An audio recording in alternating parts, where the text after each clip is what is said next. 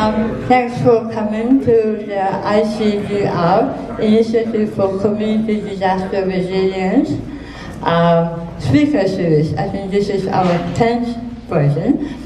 To our surprise, we initially reserved a room where we can accommodate 50 people, but we got about 150 people RSVP to us, so we had to move the room. Sorry for the inconvenience for those of you who had to go over there and have to come over here.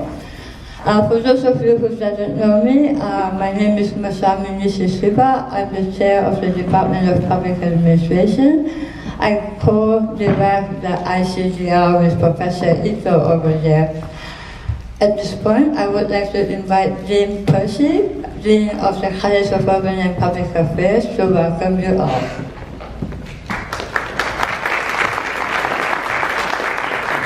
Good afternoon, everyone. I just want to join in the welcome. Thank you for coming. We're delighted at this great response here. We had to change the venue because we had such a successful speaker. I know you're going to really enjoy Scott's presentation. This is a series that's been done for the ICDR, but that's also, which remind me, that's the Initiative for Community Disaster Resilience. Sometimes we get so caught in the acronyms we forget what they stand for. But, we're very delighted that we have a wonderful audience. We have faculty, staff, students, and some local government folks here are very much involved in this community resilience work. So we're delighted to have you here, and this is an area that PSU is getting more and more involved in. And we had a wonderful course last summer with students and senior adult learners and community volunteers all came to campus with Jeremy and the city folks and the fire folks and did a great program. So we're training our own students to be disaster prepared. And we're also working on a graduate program that will prepare people with graduate level credentials in emergency management and community resilience. So this is one more of our different efforts. So please enjoy the presentation. Thank you for coming.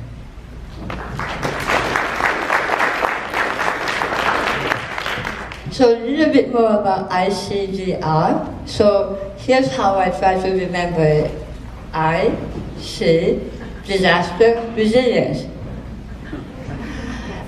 When Hiro and I started to think about what we would like to do about community and disaster resilience, the very first people that we went to, among the very first people we went to talk about our idea was Dr. Scott Burns. And he gave us a lot of ideas what we can do, and it is a delight for us to be able to invite him as the 10th speaker for our speaker series. I don't think he needs the introduction, but just in case, let me officially introduce to him. Dr. Burns is a Professor Emeritus of Geology and past chair of the Department of Geology at Portland State University. He specializes in environmental and engineering geology, geomorphology, soils, and I cannot pronounce this word, quaternary geology. Thank you. He is also the president of the International Association of Engineering Geologists. Please welcome Dr. Burns.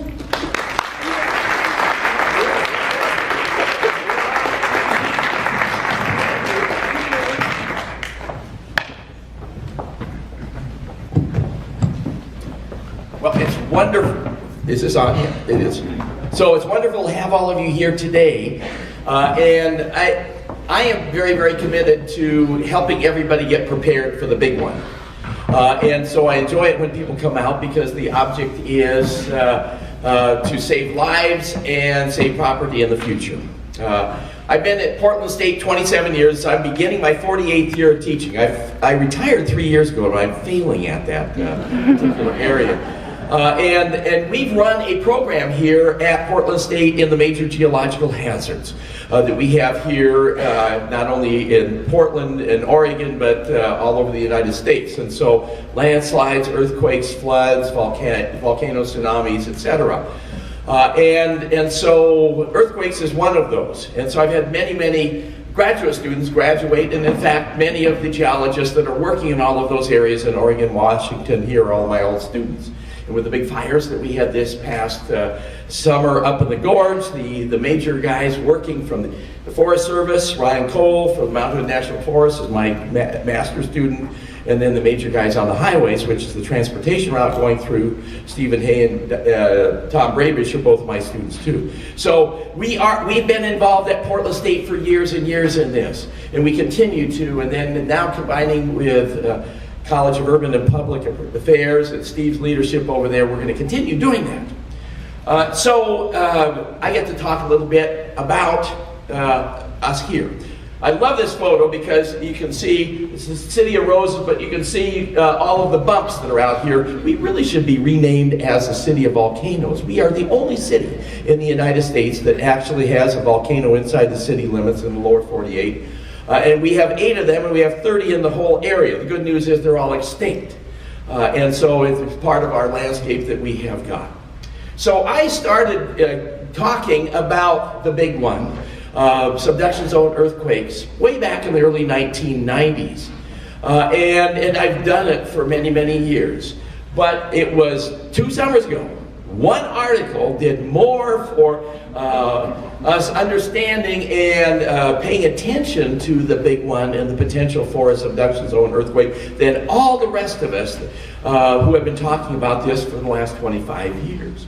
Catherine Schultz, who spends half of her time in Oregon, writes for the New Yorker, wrote an article called The Really Big One. And she had a lot of incredible quotes in there. My favorite one is, everything west of I-5 is going to be toast, which is not true, but there will be a lot of damage. But we will have an incredible disaster here. Hopefully it won't be the worst in American history, but there will be a lot of people that will die and a lot of damage that will go along. And so the awareness just went wild. And that's good, because the more aware we are, the more prepared we are going to be, and we have to be proud of our city and the emergency management people that we have here. And then it's also happening on campus, and we have an emergency management person, Emma, and I think she's actually giving a talk in the next room, in the Vanport room, almost at the same time today on this. And so we put together a program for the Portland State, and we'll talk a little bit about that at the end. So I got to take you back and explain a little bit about earthquakes. And what is an earthquake? Wherever we are on the face of the earth, the ground underneath us is moving because of plate tectonics. And so as 2 plates are moving by one another, the rock's going to bend, and then when they break, they liberate a lot of energy.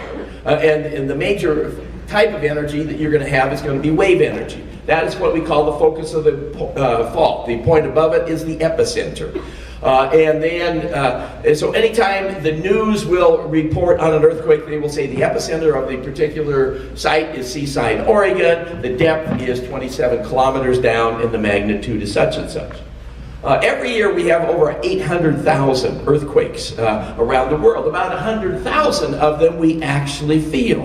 And about 1,000 cause damage each year. And there we average about 10 major disasters. But more lately, we've had a lot more. In the last century, we averaged 10,000 deaths a year because of earthquakes. Since 2007 or 2004, we've averaged 44,000 deaths a year. So it is on everybody's radar screen. We'll come back and talk a little bit about that later. When I talk about a magnitude, it's the amount of energy that is released. And it's on a scale from 1 to 12. It's a logarithmic scale with a little fudge factor thrown in. Some of you probably remember the spring break quake of 1993, and that was a 5.6 earthquake. That was a turning point in Oregon history and our emergency response from that.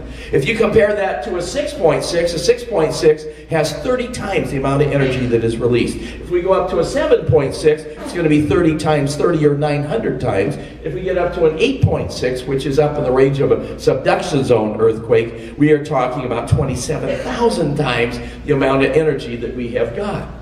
I tell my students there are 2 important numbers to always remember. If the value of the magnitude is less than 2.5, nobody's going to feel it, even if you are above it. Maybe a few people will feel it.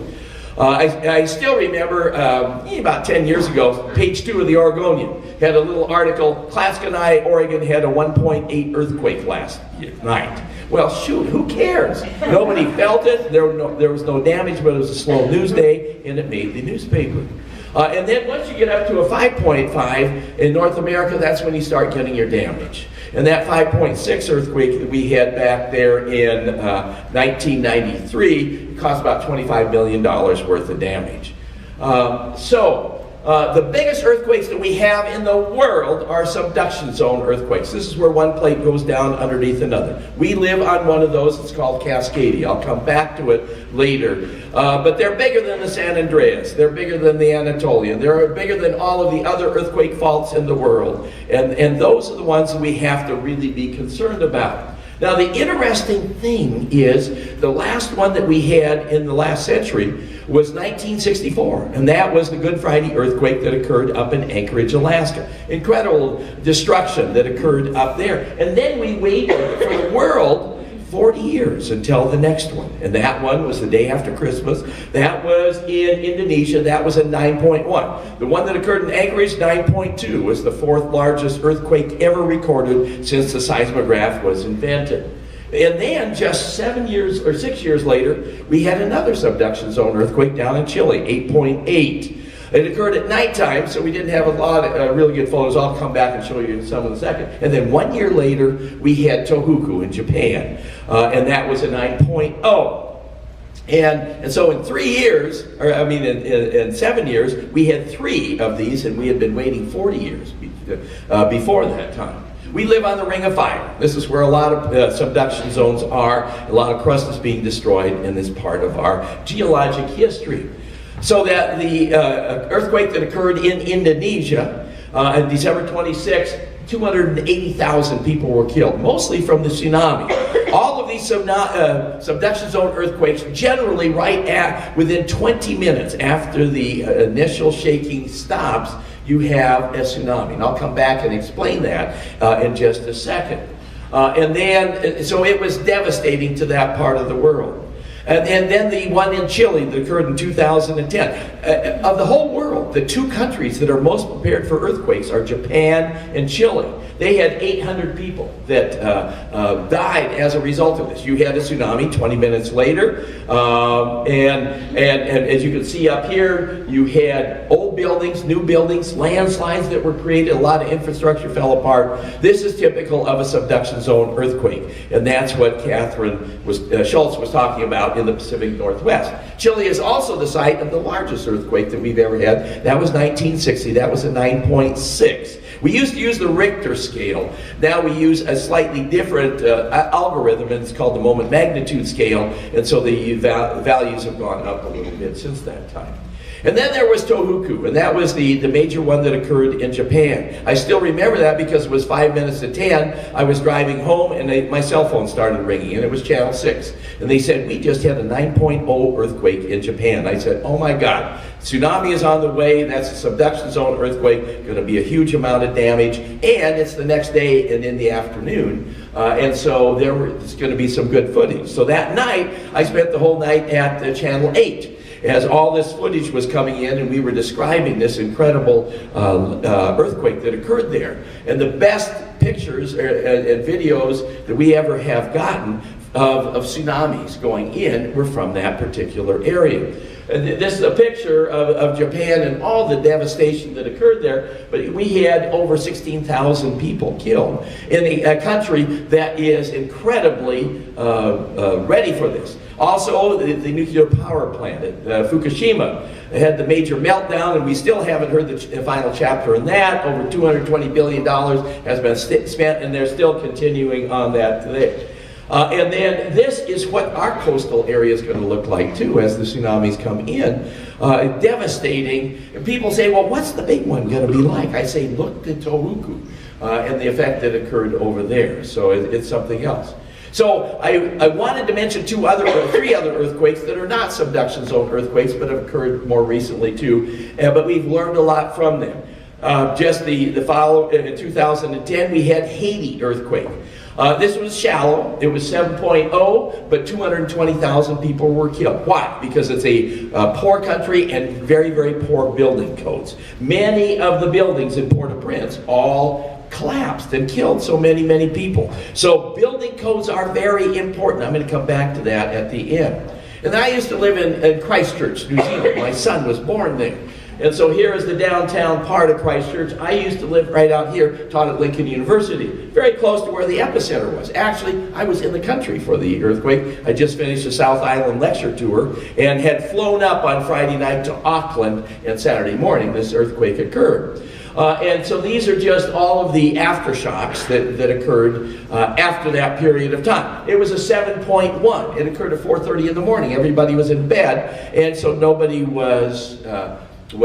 nobody died. But they had many aftershocks, over 12,000 aftershocks. And this is one of the things that we geologists forget to tell people, that after the first earthquake, they're going to continue on and on and on. And the bigger the number, the more aftershocks and you're going to be running into, and people weren't prepared for that.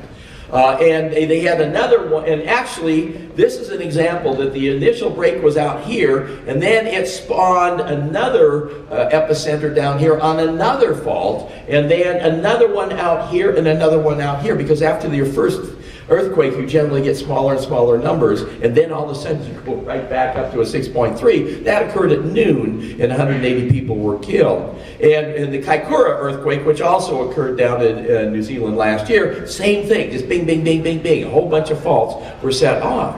And why do I mention this? Because it's very similar to Portland. First of all of the buildings there were unreinforced masonry, which we call brick buildings. They just put a big cyclone fence around the downtown, and there were a lot of people that couldn't even go into their offices for 6 months. Devastating. They had a lot of liquefaction. I'll show you. Basically, this is sand just coming out of the ground in little volcanoes, filling up all the streets. The University of Canterbury was out. All the students formed a student army using Facebook. Sam Johnson organized this, and this street here, you live on Rydell Street, and they say, oh my God, we can't get around because there's sand everywhere. They'd send out 14 students to shovel your street, and it was incredible.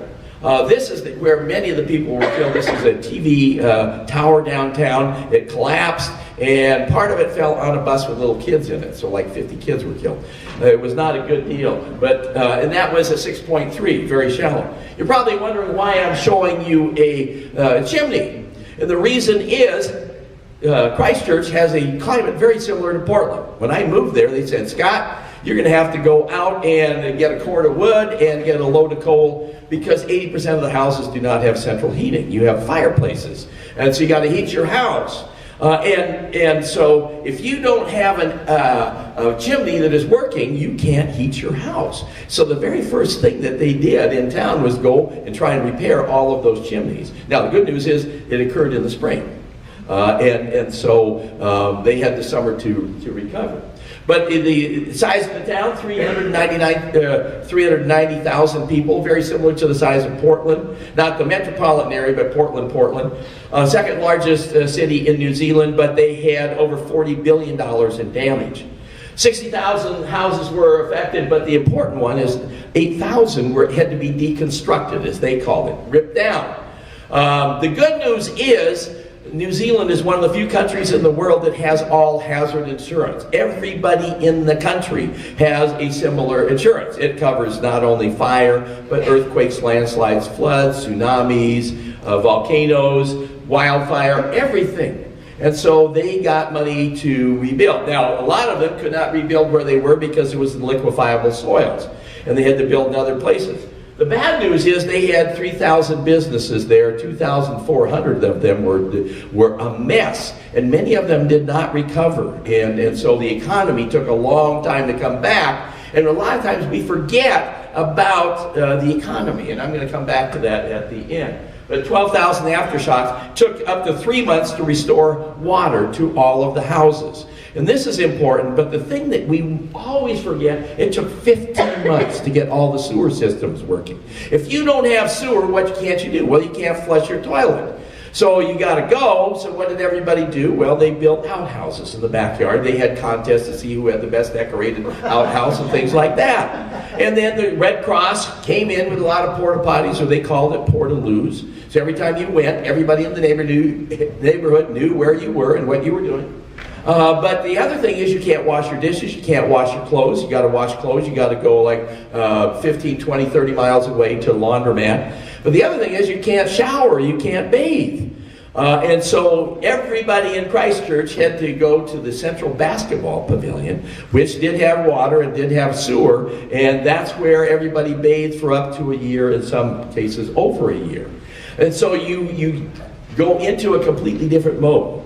With a subduction zone earthquake, which is going to be bigger, we're going to go into a camping mode. And our lifestyles will be compromised, and so we need to get ready for that. And the last one that I mentioned, and this is where I'm going to be next week, is Nepal. And they had over 6 million people in 2015 affected by a 7.8 magnitude earthquake.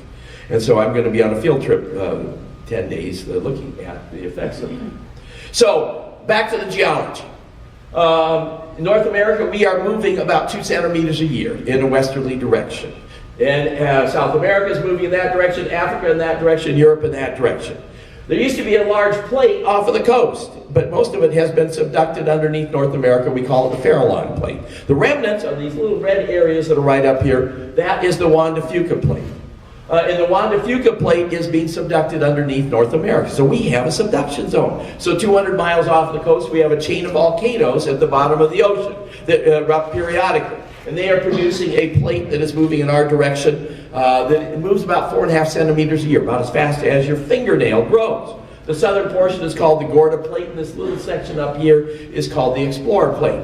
Eventually, it will go underneath North America. It will melt. As you can see here, it will melt and then come back to the surface as a chain of volcanoes all the way from Northern California all the way up to Mount Garibaldi, which is up in British Columbia. And so all of our beautiful Cascade volcanoes are melted. Juan de Fuca plate that you have got. At the same time, as the plate goes underneath the other one, it is not slipping by continuously. It's going, but it's locked. And it's locked all the way from down here all the way up there. And then that lock zone is up to 50 to 100 miles wide. It varies as you're going from one end to the other. And then when it breaks the whole full margin from down here all the way up there. And so there is not going to be a focus because it is 100 miles wide and 600 miles long.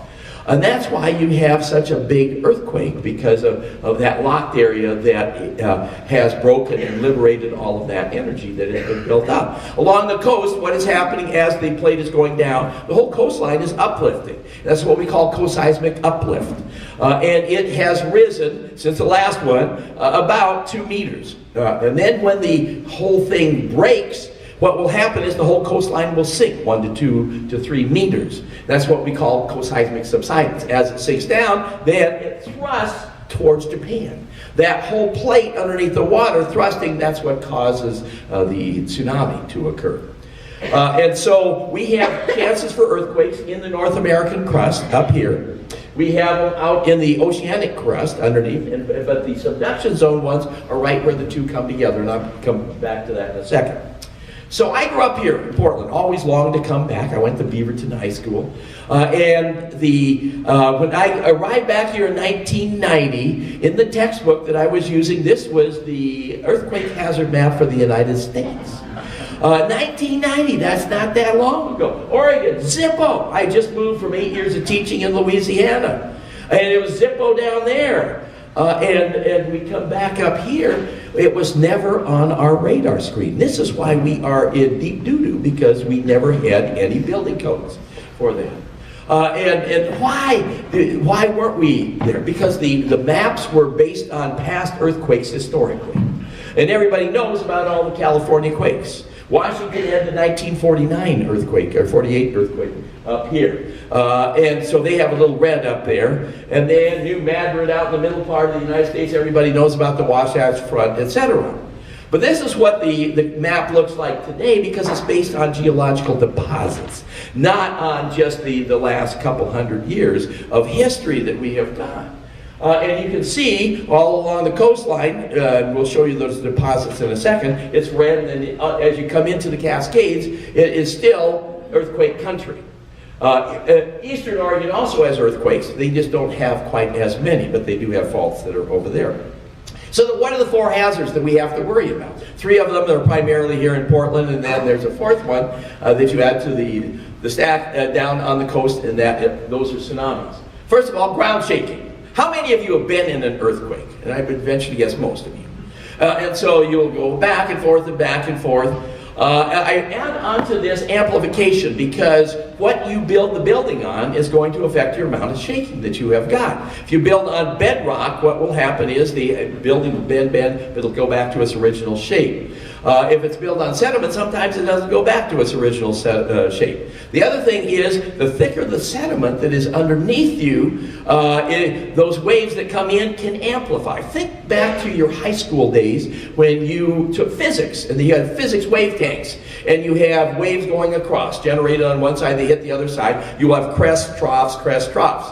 And then when it hits the other side, those go back the other way. And when a crest meets a crest, what happens? It gets bigger. When a trough meets a trough, it gets deeper. And when a crest meets a trough, then they nullify each other out. And so if you have a basin of sediment, the waves are coming in, it'll bounce back and forth. Bing, bing, bing, bing. And what will happen is some of those waves will get bigger and bigger. That's what happened down in Mexico City this past year, and then back in 1985. They live on a big bowl of sediment, so it's an old lake.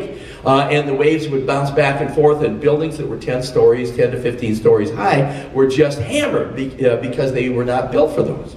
What do we live on here? A bowl of sediments. It's called the Portland Basin. We drilled a hole out at the Portland airport, 2,000 feet until we went down to the bedrock. And so we have this big, huge basin of sediment. So when the earthquakes come in here, they're going to go bing, bing, bing, back and forth. They're going to amplify. And so same for the Tuolumne Basin down here. Liquefaction, this is when solid ground actually turns into liquid. And some of it will rise up to the surface as sand boils, and I'll show you pictures of those. And then also, where you have that, you'll have a building built on top. If the ground underneath turns to liquid, what will happen is they'll tilt over, and we'll show you that. Where do you get most of your liquefaction? 2 basic things.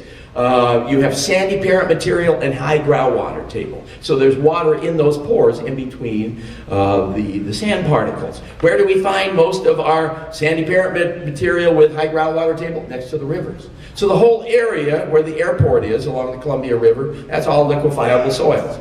Swan Island, Oaks Bottom, the whole area along the Willamette. Those are areas that are going to be problematic. The good news is the Port of Portland is very proactive, and they have built most of the buildings out at the airport with very, very deep pilings to withstand the liquefaction, and they're working right now on getting one runway that will actually be on pilings too. And so everything else around it may have kind of flowed away, but you'll be able to land planes, which is important. Landslides, we'll show you some examples in a second. If it's moved once, it has a high potential for moving again. And so a lot of old landslides may reactivate and start moving down the hill. And we're concerned about that. Especially for the coast. We believe every one of the roads between here and the coast will be closed because of major landslides that will be reactivated and come down. And then the last one, tsunamis, those are seismic sea waves. We'll show you a little bit about that. So here is from Taiwan. This was a 6.5 earthquake. Buildings fell down. The building codes were not very good, and the building was not constructed for high earthquake activity. Our best examples of liquefaction that we have today are all from Christchurch. Here's a cul-de-sac here with a little car that is completely inundated. That's all sand. That's 4 feet high of sand. It comes out in a sand boil because the geology underneath Christchurch is layers of gravels and sands and silts that are there. But if there's water filling up that whole sand layer, it will liquefy and come back up to the surface and create a little sand boil. When they put the Costco store out in Tigard, geologists love to look at road cuts, and we saw examples of this liquefied sand and going up from one of the past subduction zone earthquakes that occurred in that area. This is in every textbook. This is Niigata, Japan, 1964. It was about a 7.1 earthquake that occurred there. All of these buildings, apartment buildings, were all well built, but they just all tilted over. Why? Because the ground underneath them liquefied. It was all sandy parent material, high groundwater table, and everything tilted over. So this is another one of the problems that will be created. This is a major landslide, our biggest one that occurred on the Wilson River Highway in 1991. Now, it was storm-induced, it was water-induced, not earthquake-induced, but you can imagine what most of those highways are going to look like to the coast. The coast knows that, and so does the National Guard. And so when we have one of these big earthquakes, the National Guard nationally will be mobilized immediately, and they will be sending from Thailand, and there's some people watching this bay. No waves at all in the bay, and then look at, you have about a 20-foot high wall of water up here, and then it's that whole area comes in, and the people say, whoa, that looks interesting. Not a good idea. As it comes in and takes them over. And a few years ago, we had a great movie that was produced about this, and very geologically correct that was there.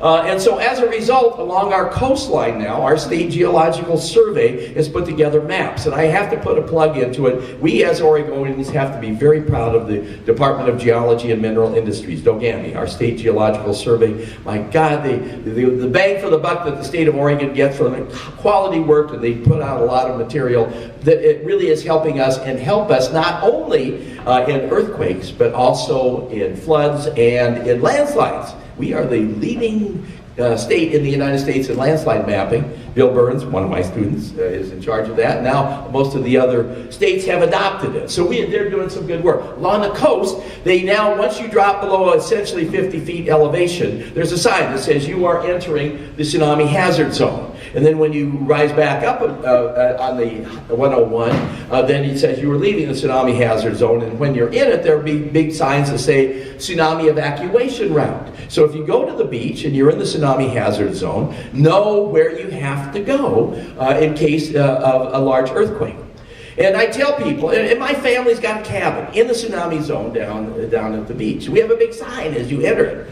It basically says, if you are knocked to the ground by an earthquake and it seems to go on and on and on, that is the big one.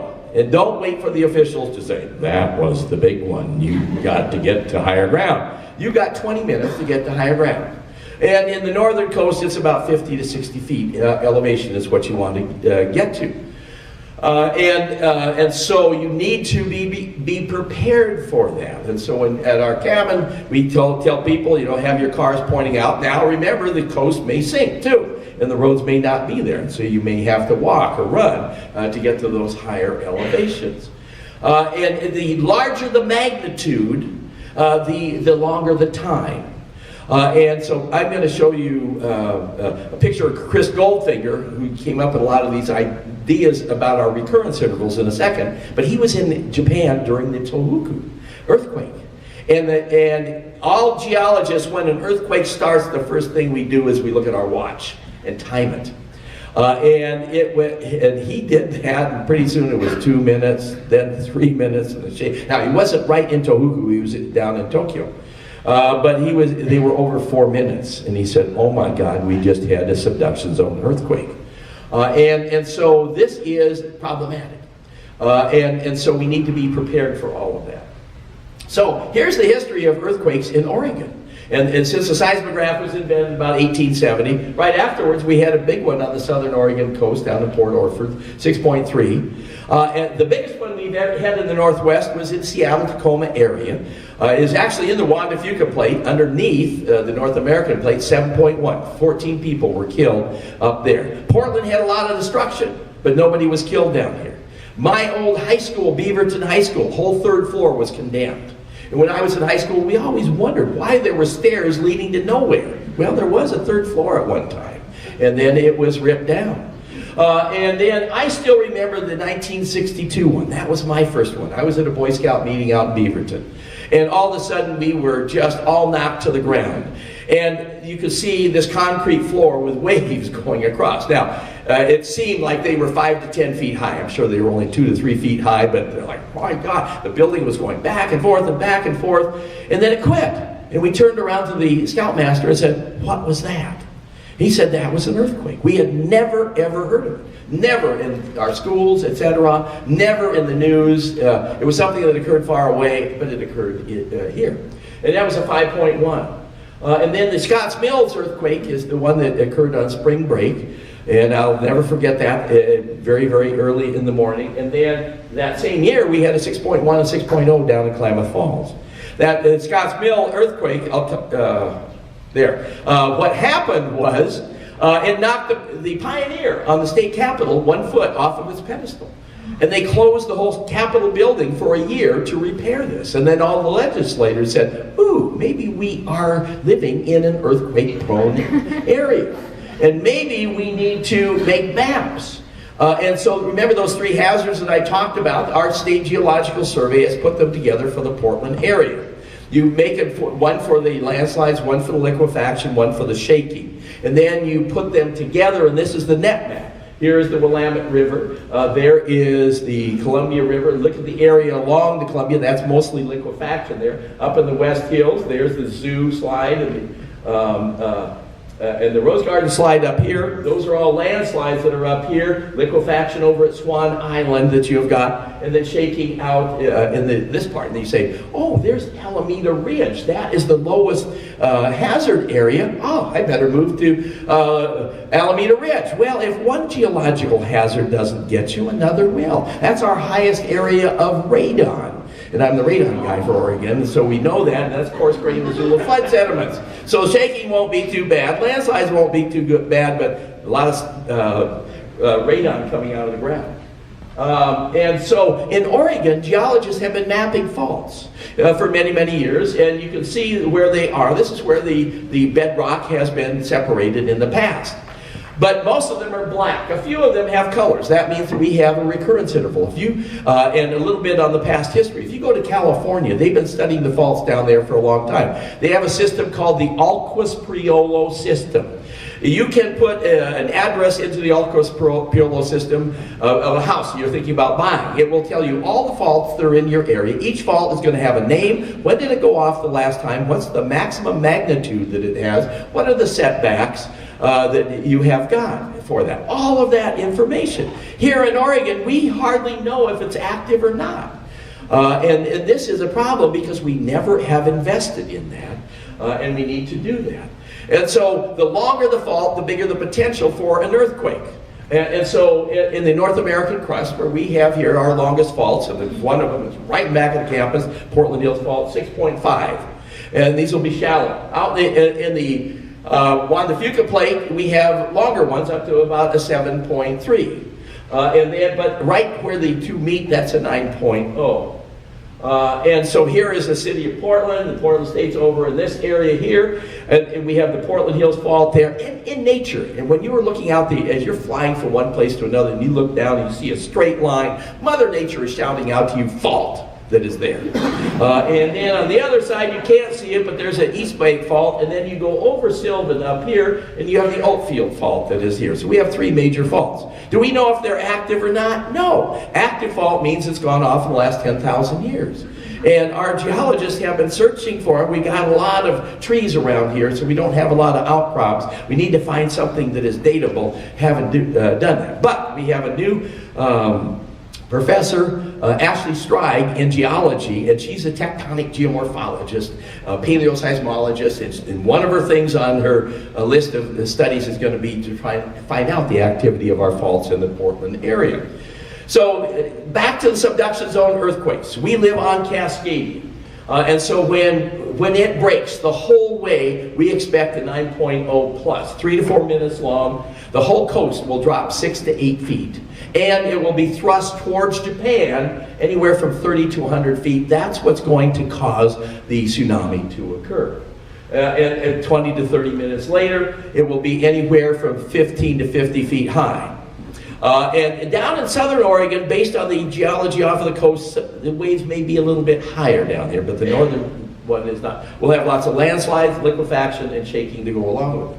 Where did this idea come from? How did we know that we are on the Cascadia subduction zone area? With the whole plate tectonics thing, was coming in the 1960s when I took my first geology course. So it's a fairly new geological theory that is out there. Brian Atwater, a great geologist with the U.S. Geological Survey, was working in all of the estuaries up and down the coastline of Washington and Oregon. He kept on noting these dead trees. We call them the ghost forests. And he said, what killed all of those? So if you want to know when a tree died, what you do is you get a piece of wood right underneath the bark, and then you radiocarbon date it, and it will tell you that was the kind of the year that it died. And so he did this in all these estuaries up and down the coast, and all the dates came out about 300 years old. And then in these estuary areas out here, if you dig down, here's Brian, by the way, absolutely wonderful geologist. And you will find a buried soil. This is what we call an A-horizon, organic layer. It used to be up here at the surface. And it was up here in the past, and so we dated this using radiocarbon. It comes out about 300 years old. And if you drill down underneath, you find a whole series of these buried A-horizons from past ones. And I'll come back to that in a second. And so he said, approximately 300 years ago, we had an event that occurred here. And so he worked with Kenji Satake in Japan. And he said, if we had an event about 300 years ago, we probably generated a tsunami that went to Japan. Let's see if there's a record in Japan for this. And the Japanese are incredible record keepers. And they had records of all the tsunamis that had hit. And there was a major one that occurred in the year 1700. And it was on the other side of the date line, so it was January 27th over there. And they called it the orphan tsunami. It was a couple meters high, but there was no volcanic eruption or no earthquake in Japan at that time. And so it was a faraway place. That's why they called it the orphan tsunami. And we believe that was the one we can that caused the last subduction zone earthquake in the Pacific Northwest on Cascadia. So that was 317 years ago. We call it 9:30 at night on the year January 26th, because we've got to about calculate 350 miles an hour that the tsunami moves, and the distance that you've got, etc. And this is a cross-section down in Netart's Bay, which is south of Tillamook.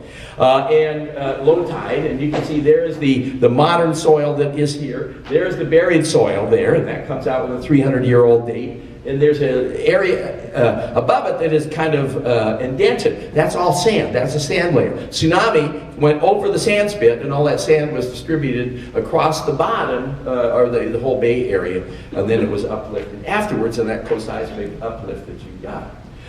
And so the work of Brian Atwater in Washington, Kurt Peterson here at Portland State, and Gary Carver down in Northern California, they drilled all of the estuaries.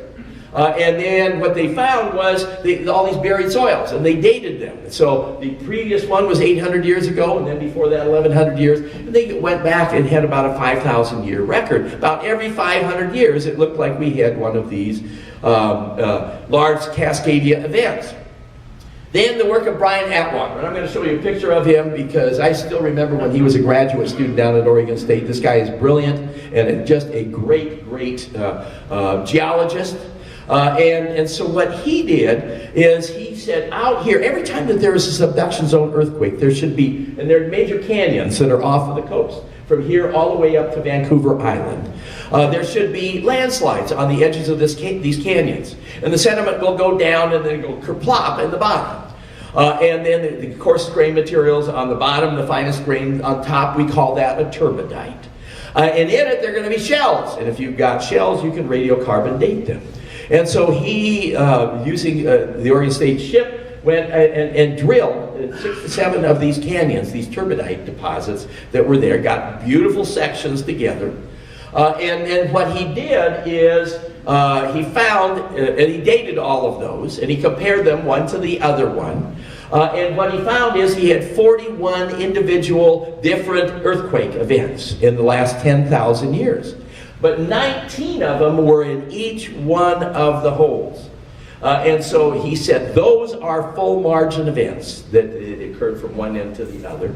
And that comes out, you divide 19 into 10,000 years, that's about every 500 years. That's the recurrence interval for the whole margin. But the southern margin, southern Oregon and northern California, had 22 different events, more.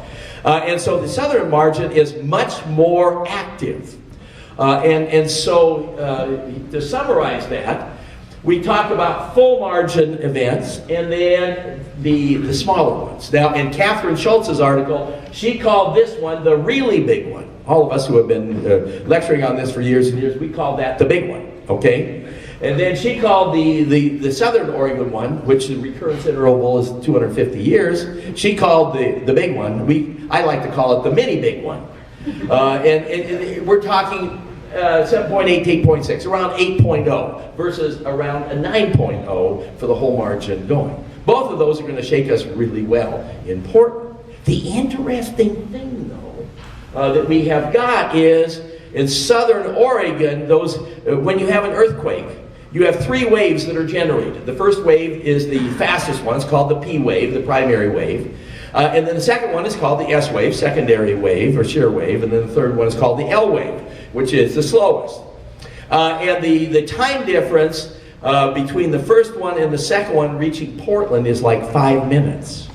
And so we are now putting incredible sensors all over, not only in North America, in Oregon, Washington, and California, but also out on the bottom of the ocean.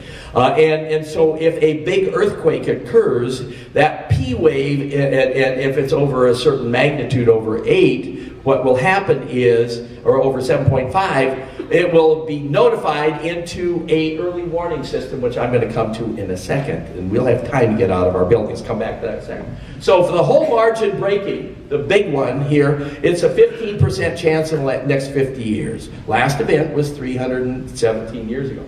Southern Oregon, there's a 37% chance in the next 50 years. I think in our lifetime we have a chance of actually seeing one of these southern margin ones occurring. So this early warning system, when we have the mini big one, it will be an app on our phone. And in fact, it's called Shake Alert. And you can it's in beta testing right now. But within a year, everybody will get it. And your phone will just start going berserk. And it's like, get out of the building. So that's going to be the #1 thing that will happen. The power plants will be shut down, railroads will be shut down, get everybody out of the building. Hospitals in the middle of operation, sorry guy, I got to sew you up because we have an earthquake on the way. You will get everybody out of the elevators, get everybody off of the bridges. Fire doors at the fire departments will go up. And the list is long. In Seattle, we'll have maybe up to 10 minutes. And so this is a very exciting thing that is out there, and probably within a year we will have that there. Oops, geez, come back. There we go. There we go. And so the app for the phone is going to be Shake Alert. We also, every summer, have a organization of the National Guard and then all the emergency managers in the Pacific Northwest. So every emergency manager with a company, county, city, the state, and then the National Guard. And they practice this. It's called Cascadia Rising. The last one we had was in June of 2016. I don't know if we had one this year. I think we're scheduled to have one next year. And then we have the Great Oregon Shakeout. Last year, 2016, it was on October 16th. So 10/16 at 10/16 in the morning. This year it was on 10/19 at 10/19 in the morning. And so a lot of the grade schools and high schools do their earthquake drills at that particular time. And so hospitals get into the mode, emergency managers and things like that. So we're preparing for it, which is really, really good. So to end with, I just wanted to mention a little bit about building codes. The ultimate building built for the biggest earthquake in the world is a Transamerica building, which is down in San Francisco, with the big counterweights up here, get smaller as you go up to the top, and it did very well in the Loma Prieta earthquake that occurred back in 1989. But how about Oregon and building codes? We had no building codes at all until 1974. You could build anything, whatever way you wanted. And then they came in and said, well, we got to start doing this, this, and this. And that came in 1974. And then in the 1980s, we realized we were on Cascadia. And so we needed to upgrade the earthquake end of things. And so we had a big campaign to go from Seismic Building Code 1 to Seismic Building Code 2B. Geologists had bumper stickers, 2B or not 2B. That is the question. And it passed, but it really didn't do too much until 1994, right after the spring break earthquake. He said, no, we need to have higher building codes. And so the whole Willamette Valley basically went to seismic building code 3, and the coast, half of it went to seismic building code 4. All of the Washington coast to seismic building code 4. Now we use the International Building Code. So really, 1994 is very important, because if you have a building, if you have a house that was built before 1994, you have no building codes for earthquakes. Now, people could do that, and it's always good to have an engineering company come out and see if your house is strapped down to the foundation, and the rebar is used in the concrete and things like that, but it was not required before 1994. After that, it was. So when we have Cascadia happening here, what is going to be the results if we have a major earthquake? 75% of our structures in Oregon are not designed for a megathrust earthquake. They were built before 1994. So a lot of buildings are going to be compromised.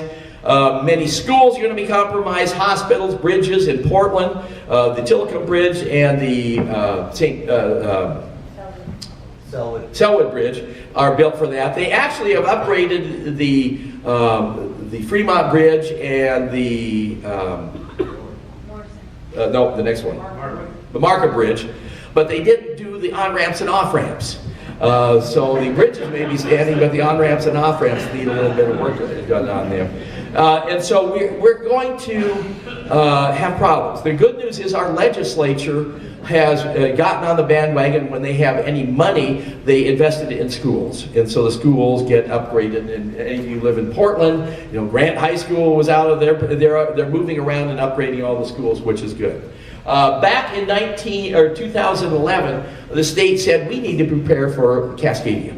And they put together a group, it's called the to produce the Oregon Resilience Plan. This was House Resolution number 3 that year. And so I was on that along with the geologists, engineers, emergency managers, and the report asked 3 things. How do we stand right now if we had a Cascadia event like that today? And then what do we need to do to get to where we are all prepared in 50 years? And so we did that. And the report ended up being very, very long. And so I just want to mention 3 things that we need to do. Number 1 at the list is all of our eggs are in the same basket for fuel. All of our gasoline and diesel, 94% of it is in one place for the whole state. And that's out in the St. John's area. There's St. John's Bridge here along the river. There are a whole bunch of tank farms, 10 tank farms owned by different companies. There are a couple that are down here. And so where are they? They are on soil that is all sandy, parent material, and high groundwater. Does that ring a bell? Not very good, because those are liquefiable soil. And so if we have a very, very large event, some of those may end up in the river, and we have a major environmental problem, number 1. If any of them catch on fire, that fire floats all the way down to Sauvie Island and out into the Columbia. Not good. And so we have approached the owners of those and say, can you diversify and put some of these up on the bedrock up here, and then maybe in North Portland, some in Vancouver, so all of our eggs are not in the same basket. They say no. The return on investment, the ROI that all business people know, is not there. We won't make any money, and we owe everything to our stockholders, not the people of Portland, which is awful. And in downtown Rotary, I'm in this, and one of the owners of one of the pipeline companies was there, and I asked him a question. He said, no, we aren't going to do it unless we're made to. And we have not had a good, strong, we haven't had a leader for the Department of Environmental Quality in Oregon for the last year and a half. And the governor has not stepped up. The mayor of Portland has tried over and over and over, and it has not succeeded. This is our number 1 problem, and we need to get that taken care of. Number 2, all of our bridges need to be updated. And so they are updating them, and the feds know this, and they are updating I-5, the most used bridges right now. So they started on I-5. And so they did the Fremont and the Markham bridges. Do you ever wonder when you went into the Twilliger curves as you went south of Portland, why they cut into 7 active landslides to move the highway over? And when the highway department did that, I told all the guys who were my old students, all the engineering geologists, I said, you guys are stupid. You're doing it in the middle of the wintertime. Well, they over-designed it. It worked out fine. But there was a bridge there. That was the first bridge south of Portland on I-5, and it had to be upgraded. They had to keep the traffic moving. They did that. And now the Boone Bridge south of Wilsonville will be the next one that will be upgraded. They did the bridge out on the Sandy River, just on the other side of Portland, on I-84. So they're trying to upgrade all of the bridges, and they're working on that, but they still have quite a few to do. And then all of our schools, for many, many years, our schools were all brick buildings. And again, the state is putting money into it, but it's going to take time, and those are the three top things on the request list that we have. So the estimations of recovery, the city of Portland, PGE, Pacific Power and Light, say that we will have electricity back to everybody 1 to 3 months. That means we're going to be camping. The rest of us, they're going to be there. The city of Portland is very proactive in the Water Bureau. They are incredible. And they said it's going to be 1 month.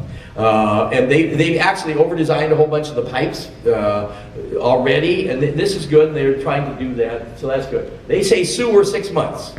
We'll see if that happens. It would be really nice if that happened. Highways, 6 months until we get everything going back there. And then all of the aftershocks that we are going to be having. Important takeaways to have. Number one is I encourage everybody to have earthquake insurance. I live on bedrock. And I live on the side of a hill, and I have earthquake insurance. The most valuable thing that I have in my life is my house. And if my house is knocked off of the foundation, it's toast, it's bulldozed. There's no way to lift it back up and put it back onto the foundation. And so that's what your earthquake insurance covers. It doesn't cover paintings falling off of the walls and things like that. It's a high deductible on it. So I always encourage people to do that. We are so much more prepared today than we were in 1994. If the big one had happened in 1994, nobody would have known what to have done. And we hardly had any emergency managers, etc. Today we are doing well. Our biggest problem is our infrastructure. We just have a lot of infrastructure to take care of. And so I always encourage everybody to be prepared at home. Have your kit, and I'll show you in a slide later about some of the things that you need to have. Also, you got to get together with your neighbors, because your first responders may be your neighbors, or you may be the first responders to your neighbors. Portland is way ahead of that with the net teams, neighborhood teams, and I think it's absolutely wonderful. The more prepared we are, the better it's going to be. The one thing we keep forgetting are businesses. And so I'm on the Red Cross board, and we have free seminars to businesses to get a business resilience plan going. Remember, in Christchurch, 2,400 businesses failed as a result, and they just never reopened. They didn't have a business resilience plan to do this. And so our biggest employer in the state of Oregon, which is Intel, they have an incredible business plan. And they say within 3 days after Cascadia, they'll be back up making chips again. And so what you have is all your suppliers have to have business plans in case of a big earthquake. What are you going to do? A business plan, first of all, everybody who works for you takes care of your home. Get your home in order, make sure the family is doing okay, but when you are done, come back, and then let's get the business going and reopen the doors. And this is what we need to do. And then make sure your suppliers are going to have that. People, and I'm always encouraging people to get the business resilience plans together. One person at one of the talks that I was at said, well, does Portland State have a resilience plan? I said, yeah, I don't know. And we are working on it. And Emma Stocker, our emergency manager, is going to do it. But one of the grad students teamed up with me last summer in Koopa, and we put together one. And it took about 8 or 9 versions to get through it. And what you do is, what's the state of the university, building-wise, and emergency management stuff, etc. And then number 2, what happened if the earthquake occurred while everybody was in class? Well, you duck, cover, and hold. You stay in the building until the shaking quits, and then afterwards you go to the football field, which is the flat area, no trees around. And then thirdly, well, part of that is then you have to mobilize people to check the buildings and stuff like that, and we're putting that together. And then afterwards, then you've got to reopen. And how do you do that? And so we're going to use our civil engineering department, and we'll be using students to put together teams to check the buildings. Because once you have an earthquake, everybody has to leave the building. You can't go back in until it has been checked. And a building will either get a yellow tag, a red tag, or a green tag. Green tag means you can go back in. Red tag, the building's toast and you can't go back in unless you were accompanied. And yellow tag, with some work, it can be brought back to working a building. And so we are working on that. We're hoping this wintertime we will come out with the earthquake part of this coming up. So business plans are very, very important. Earthquakes are the last geological hazard we still can't predict. We could predict volcanoes and floods and landslides and things like that, but not these. How about houses with stilts? This is right up and back in Portland. We got quite a few of them. I would not live in one. And the reason is, and with small earthquakes, they'll do okay. But big ones, like a subduction zone earthquake, they'll vibrate at 2 different rates. The end, the back part that's attached to the soil will vibrate at the rate that the waves are coming through, but the end that is on the pillars there, and it will vibrate at a different rate, and 2 different rates will cause the buildings to fall apart. So for me, I would not live in them.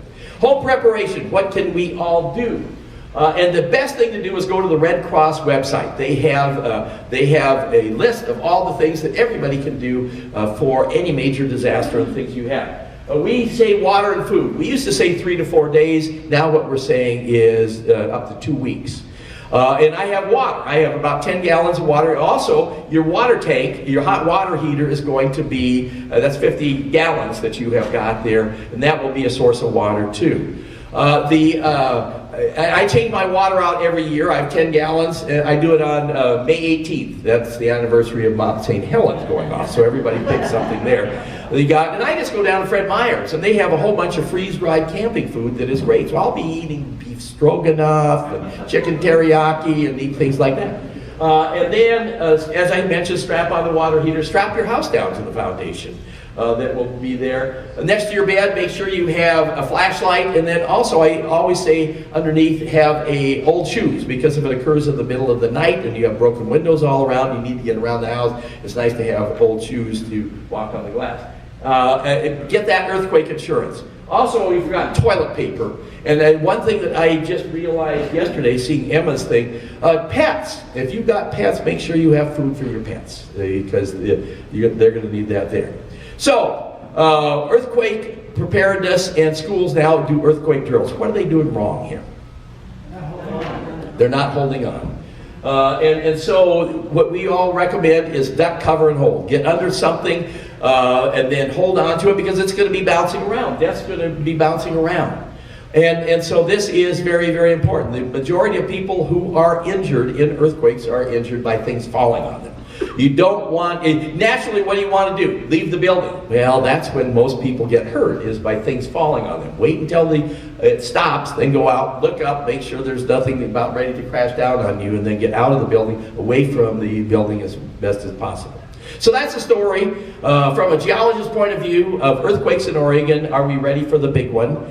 My aim is to try and get all of us prepared, at home, in the neighborhood, in the university, in businesses. I think that is very important. Thank you for taking time out at your lunchtime to come and listening to this. And thanks to the organizers for putting this whole series together. Thank you.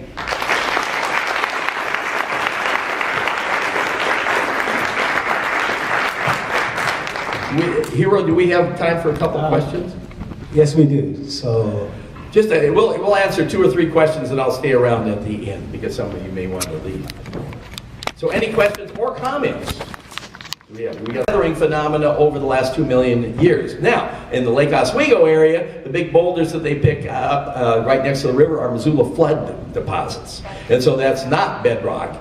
And those were transported in that particular area. The areas in between those boulders will be liquefiable. So, okay, there's a question right here. Yeah, my question is, we've done the seismic upgrade to the house, so we've attached it to the foundation. Congratulations. Thank you, but the comment you made about the rebar and the concrete, I'm not sure we have that. So what is the impact of doing that, or have we just blown $4,000 for nothing?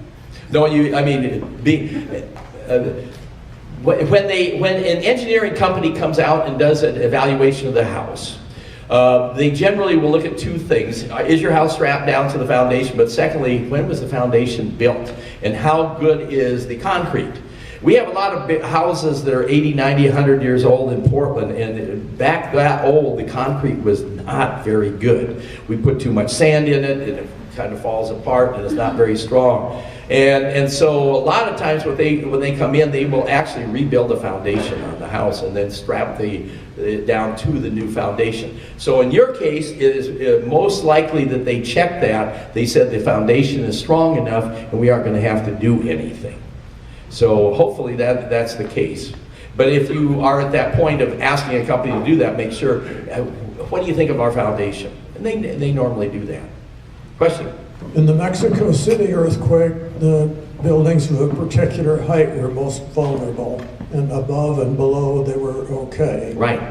What's the height of buildings in the Portland Basin that are most vulnerable? That's a great question. So based on the depth of the sediments, of the lake sediments down there in Mexico City was primarily 10 to 15 stories, and that's where all the damage happened to be. In the Portland area, it tends to be higher than that. Because it depends upon the depth of the sediments and it depends upon where you are in Portland. So there isn't one magic number that we have got. But it ranges anywhere from 20 to about 30 stories high, and then that goes back to the period of vibration of the building and the period of vibration of the waves coming in. It's basically 1/10 of a second for each story. So a 30-story building will have a 3-second period of vibrating back and forth. So it's variable in Portland, and that's something that we should probably do, is put together a map of the effect of the vibrations for the size of the buildings. They haven't done that, so as far as I know. Okay, good question. Question? With the early warning, you said we had like 5 minutes to get outside. Once we're outside, what should we do with that remaining time to make sure we're safe? Just get away from buildings, and then maybe sit down on the ground, I guess, and get away from trees. One interesting question always pops up, will all the trees fall over? And so after every one of these subduction zone earthquakes, we sent teams to India, Thailand, Japan, Chile, of geologists and primarily engineers to ask what worked and what didn't work. And they would always say, oh my God, this engineering style did not work, and so we will change our code. And we've done that, and that's very important to learn from it. And they also looked at trees, and not a lot of trees fell over, which is good. But the bad news is limbs fell off. And so you do get things falling off of the trees, so staying away from trees is important. Okay, we're out in the back. Hey, so I'm a structural engineer. I've been doing a lot of retrofitting of hillside homes. So I appreciate your comments on the stilts. I thought I'd ask you a question about, I encounter homes that are on existing landslides.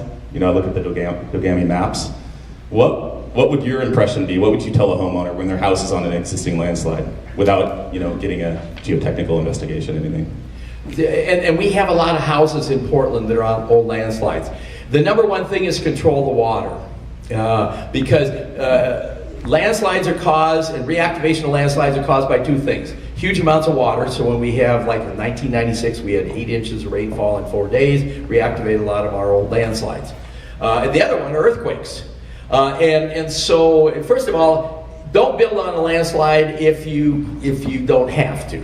And there's a housing project that they are thinking about in Portland right now. That they over the weekend, the homeowners around it said, it's all mapped as a landslide. We did a master's thesis on that area, and what do we do? I said, I don't want another Kelso, which a huge landslide reactivated and destroyed 60 houses. And I said, they shouldn't be building on it. But a lot of people are already on landslides, so number one thing, control the water. Do not put any water onto the slope. If you collect all the storm water that you have, take it off the slope, take it to the streams at the very, very bottom, or put it into a storm sewer. That's the most important thing. For earthquakes, it's hard to say what's going to be happening. But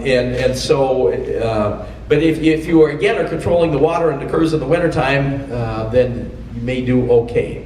And some of the big subduction zone earthquakes, they did okay. But up in Anchorage, there was a whole housing development that reactivated because they had a poor layer underneath, and it slid down into the bay. So control of water is the best thing. There are houses that have been up in the West Hills on old landslides for over 100 years. They've been controlling the water, they've done well.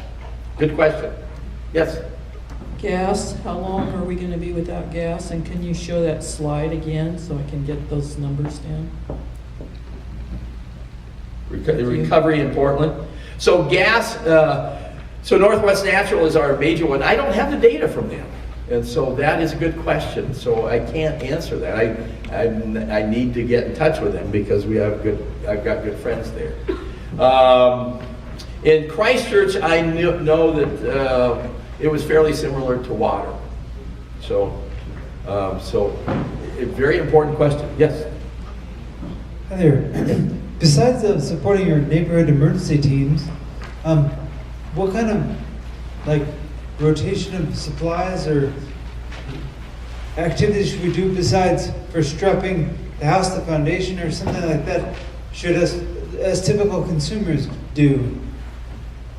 Yeah. Well, I guess that if in your kit at home, rotate the water, depends upon what you have it in, number one. And then the Red Cross website actually talks about this and how soon you should change it. All my freeze-dried stuff that I have at Food-Wise, it tells you how long it's good for. And so the month before it is no longer good, I use it. I will use it because it's like 8 years. And then, also pills too. If you've got prescriptions, make sure that you have like a month's worth of extra pills just in case. So those are food and water are the major things that run out and need to be changed out periodically, and those are things to pay attention to. Yes? Last question over here. Okay, thank you. I'm just curious if you can put a number, a magnitude or something on how much the shaking over the fault itself will be, or I guess, will be greater than the shaking here, will be greater than the shaking in Central Oregon. How much does it diminish from the actual fault line? What will we perceive here? Remember, this one, there is no fault line. The lock zone is 600 miles long and 50 to 100 miles wide. And so the shaking that is going to be under Seaside is going to be very, very similar to the shaking here. Now it has a little bit further to go up, but it's going to be extremely strong. Eastern Oregon is going to decrease as you go in that direction. A friend of mine, Bob Butler, who taught geology at University of Portland, he was very active in all of this. He retired last year and moved to Bend. And so he is smart. I mean, he doesn't have to worry about this here. So it will decrease there. And then the Southern Oregon margin thing, it will decrease. So the shaking will be less, but we'll all be knocked to the ground wherever we are in Western Oregon, Western Washington, and Western California. Is there any way to quantify how much less it's going to be in Bend than here? Yeah, but it all relates back to the geology that is underneath. So in Bend, they will feel it, but they won't be knocked to the ground type of thing. And we have intensity, and it's called the modified Mercalli scale intensity. So in Portland, we will be modified Mercalli intensity 11 and 12. Bend will be 2 and 3. And so yes, you can quantify that. I guess we should probably put together a map of that too. As you go into the foothills of the Cascades, it will be decreasing as you're going that direction. So we haven't done that. Just a quick comment. I had a possible addition to your list of things to keep under the bed in addition to the old shoes. I live in one of those giant concrete chunks that are stuck in the ground down at First and Lincoln. Yeah. But we're advising all our people to keep a crowbar under their beds as well. Good idea. I'm just thinking, I didn't see it on your list. Thank you very much, by the way. Yeah. Well, in fact, the list, the Red Cross lists a whole bunch of additional stuff in there too. The crowbar is good, and some of my friends who give talks actually have put that on there. I think that's good. All right, well, okay. You've taken a lot of time to come, so thank you very much for coming out this afternoon. Thank you so much, Dr. Okay, before I let you go, there's some exciting